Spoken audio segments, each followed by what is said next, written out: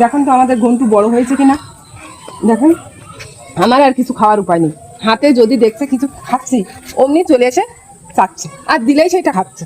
এখন খাচ্ছিলাম একটু পেয়ারা, আমার পিছন পিছন ঘুরে বেড়াচ্ছে।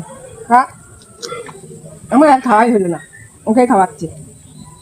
দেখছেন, বাড়ির থেকে যদি মাঠে যাচ্ছি, জল আনতে যাচ্ছি, যেই ঘরে ফিরছি আমার সঙ্গে সঙ্গে পুরো ঘরে উঠে যাচ্ছে, টুকটাক করে সব খেতে শিখে গেছে।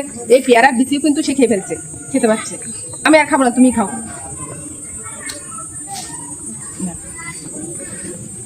ঘন্টা শোনা, একটু ঘন্টা বাজিয়ে দেখাও দাও, ঘন্টা ঘন্টা ঘন্টা ঘন্টা। একটু দেরি হলে আমার গা বেয়ে উপরে উঠে আসছে। ঘন্টু ঘন্টা শোনা, ঘন্টু, না আরেকটা আছে।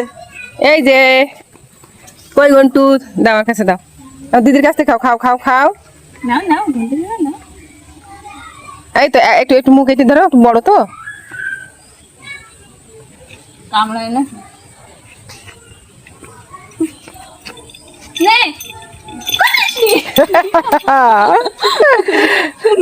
ঘন্টু।